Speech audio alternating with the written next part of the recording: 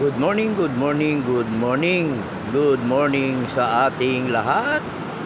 Narito po pa rin tayo dito sa Tarlac Diversion Dam na aking binabantayang pag-aari ng gobyerno ng bansang Pilipinas na matatagpuan dito sa Sitio Mabagliw, Barangay Tibagan, Tarlac City. Ngayon po ay araw ng Linggo, September 22, 2024. Ang oras, alas 6:30 ng umaga.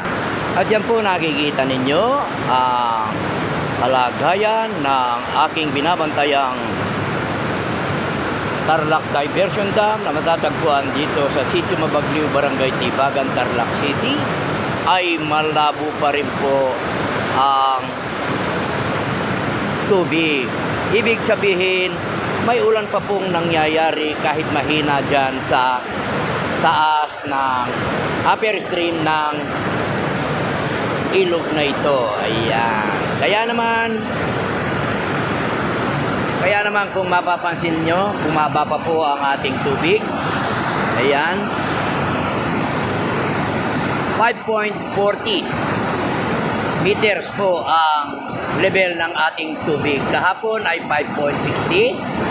Ayan, ngayon po ay 5.40. Wala na pong overflow. Ang OG2, OG1 na lang po ang overflow. Ayan, oh.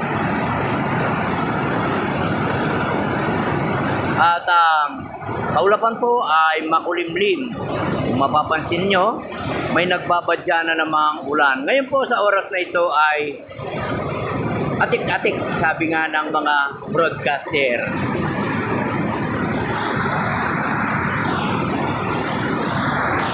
Ayan po, dito po sa Sluice Gate 1, 2, and 3. Overflow pa rin po, pero medyo papalinaw na po ang tubig. Hindi na katulad nung malabo, pero malabo pa rin po siya. Ayan, okay.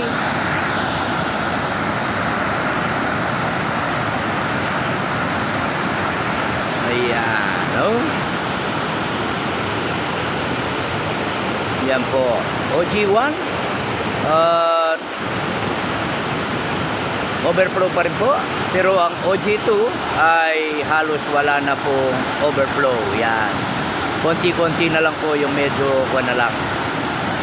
Ayan, at the same time, siyempre, ayan, kahit may kalabuan po ng konti ang ating camera, ay pinipilit nating makapag-ulat sa sambayan ng Pilipino.